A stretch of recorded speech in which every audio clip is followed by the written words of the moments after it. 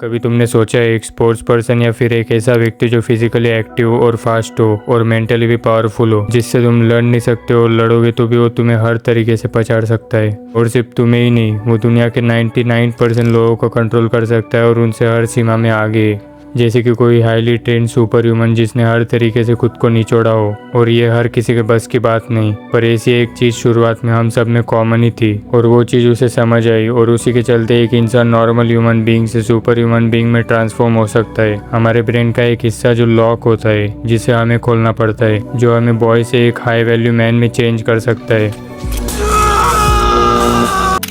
क्योंकि हमारी उम्र के 20 साल तक हम ब्रेन के इस पार्ट पर सरवाइव कर रहे होते हैं, लिम्बिक सिस्टम, जिसे इमोशनल ब्रेन भी कहा जाता है। क्योंकि emotions, pleasures, fear, urges, reward, feeling सब यही ब्रेन कंट्रोल करता है। इसलिए 20 से पहले हम इमोशंस पर काबू करने में नाकामयाब होते हैं, इमेच्योरिटी पीक पर होती है। लेकिन इस दरमियान हमारे ब्रेन का दूसरा पार्ट अपनी पावर गेन करने में लगा होता है, जो 20 की आयु तक कम्प्लीटली ग्रो हो जाता है। हमें एक उम्मीद मिलती है कि हम एक बार फिर से अपने आप को बना सके, और उस डिपेंडेंसी को जड़ से खत्म करने के लिए हमें थोड़ा धैर्य के साथ शुरुआत करनी होगी, ताकि हम धीरे धीरे लिम्बिक सिस्टम से प्री फ्रंटल कॉर्टेक्स पर शिफ्ट कर सके। Pre frontal cortex limbic system से एकदम ऑपोजिट काम करता है। जैसे लिम्बिक सिस्टम डोपामाइन स्टिमुलेशन पर सर्वाइव करते हैं, इसलिए वो फास्ट इमोशनल रिवॉर्ड की तरफ हमें झुकाता है। वहीं पर pre frontal cortex serotonin, mood stability और इमोशनल रेगुलेशन से जुड़ा है। ब्रेन डिराइव्ड न्यूरोट्रॉफिक फैक्टर, ये ब्रेन सेल्स की ग्रोथ और कनेक्शन स्ट्रेंथन करने में मदद करता है। एक्सरसाइज और गुड स्लीप इसी से जुड़े होते हैं, और discipline, activity, consistency, long term thinking, goals, self control,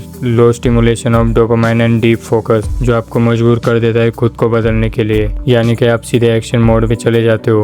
अब अपने ब्रेन को शिफ्ट करने के लिए पहले हमें शिफ्ट होना पड़ेगा। सिंपलेस्ट वे में बताता हूँ, सिर्फ 66 days rose consistently without bunk ये चीज करो।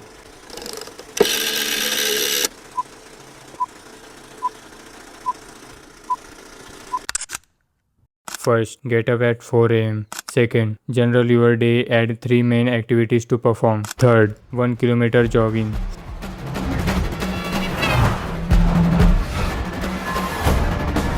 Fourth, strength training and combat skills.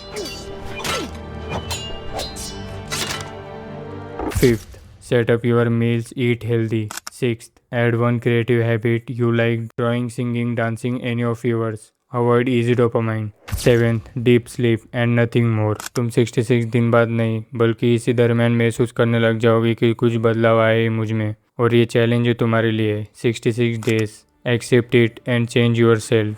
कोई नहीं आने वाला है, तुम्हें खुद को उठाना है। अब तुम्हारी बारी है। Let's break the pattern and delete your past. You the god of again?